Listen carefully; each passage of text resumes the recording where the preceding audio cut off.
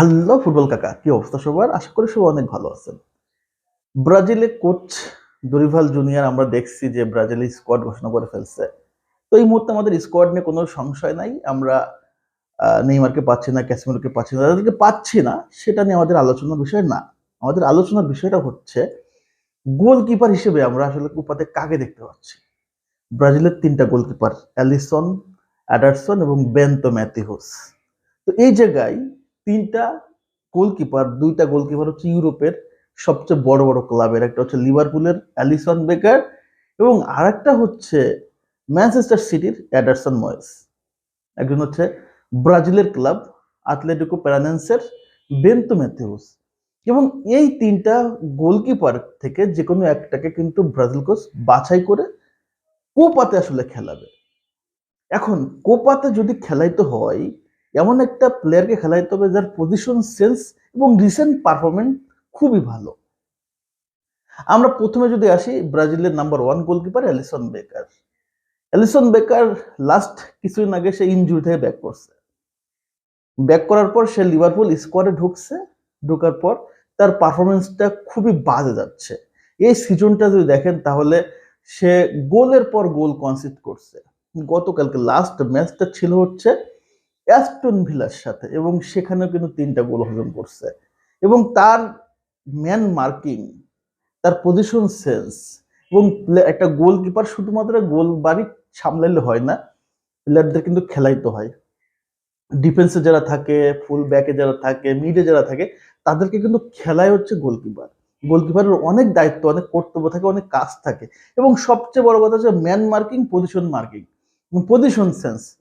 কারণ প্রতিপক্ষ দল যখন আক্রমণে আসতেছে, কোন দিকে বল আসতে পারে, গোলবারটা ঠিকঠাক করে সামাল দেওয়া এবং পজিশনটা ঠিকঠাক দাঁড়ানো, যেখানে দাঁড়াইলে বলটা পরিপূর্ণ সেভ দিতে পারে এবং যেখানে দাঁড়াইলে সে মোটামুটি প্রত্যেকটা প্লেয়ারকে আসলে ফলো করতে পারে। তো এই জিনিসটা গতকালকে কিন্তু আলিসন বেকারের কাছে পাই নাই।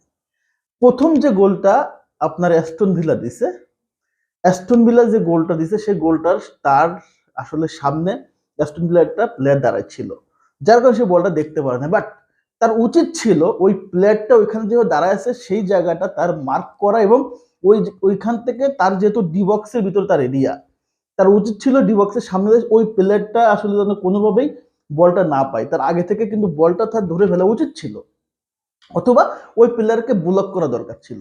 সে কিন্তু সেটা করতে পারে নাই। সেকেন্ড গোলটা যদি দেখেন, সেকেন্ড গোলটাও কিন্তু খুব বাজেভাবে আসছে এবং মনে করেন যে বাম সাইডে ঢুকছে বলটা, সে কোনোভাবে আসলে ড্রাইভ দেওয়ার বলটা মানে সেভ করার ট্রাই করে নাই, সে শুধু তাকে দেখছে। আপনি ঠেকাইতে পারেন অথবা না পারেন, বলটা আপনার কন্ট্রোলের বাইরে হোক বা কন্ট্রোলে, আপনাকে কিন্তু ট্রাই করতে হবে এবং বলটা বেশি দূরে কিন্তু যায় না। এবং লাস্ট গোলটা তার দোষ দিব না, কারণ লাস্ট গোলটা অ্যাস্টন ভিলার প্লেয়ার মারছে এবং অ্যাস্টন ভিলার আরেকটা প্লেয়ারের পায়ে লেগে বলটা উপর দিয়ে চলে গেছে, এখানে আমি ওর দোষ দিব না। তারপরে ওই যে ম্যান মার্কিং, পজিশন সেন্স, তার এইখানে সবচেয়ে বড় সমস্যা। এবং এডারসনের কথা যদি বলি, এডারসনও ইনজুরিতে ছিল এবং এডারসনের পারফরমেন্সটা আহামরি ভালো এরা কিন্তু বলার সুযোগ নাই। তার ক্লাবেও কিন্তু তার পারফরমেন্সটা খুব একটা ভালো যাচ্ছে না। তার ক্লিন শিট দেখেন, ম্যান মার্কিং, তারও কিন্তু ম্যান মার্কিং এ অনেক সমস্যা আছে, যেটা গত সিজনে কোপা আমেরিকাতে আমরা ভুগছি এই এডারসনের জন্য। ফাইনালে সে অতিরিক্ত সামনে চলে আসে, পজিশন সেন্স ছিল না, যার কারণে ওইখান থেকে শুধুমাত্র ডিমারিয়া বলটা উঠায় দেয় এবং গোলটা হজম করে ফেলে ব্রাজিল, কোপা আমেরিকা হেরে যায়। এখন আসেন বেনতো ম্যাথিউস। লাস্ট 2টা আমরা গেম দেখছি বেনতো ম্যাথিউসের ব্রাজিলের সাথে, একটা হচ্ছে স্পেন আর একটা হচ্ছে ইংল্যান্ডের সাথে, এবং 2টা ম্যাচই সে দুর্দান্ত করছে। এবং star position sense, ball control করা, ম্যান মার্কিং করা, তার যে কতটা সলিড সেটা কিন্তু আমরা দেখতে পাচ্ছি। এবং সবচেয়ে মজার ব্যাপার, আতলেটিকো প্যারানান্সের বর্তমান ব্রাজিলের যে লিগগুলো চলতেছে এবং সেখানে কিন্তু সবচেয়ে সেরা গোলকিপার সে, তার টিমটা কিন্তু 1 নম্বর চলে আসছে।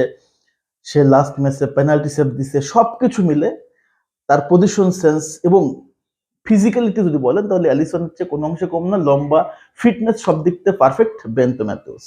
তো এই মুহূর্তে যদি 3টা প্লেয়ার থাকে, অ্যাডারসন, অ্যালিসন এবং বেনতো ম্যাথিউস, তাহলে আসলে কোপাতে কোন প্লেয়ারটাকে বা কার উপরে আস্থা ব্রাজিল কোচ দরিবাল জন্য রাখতে পারে?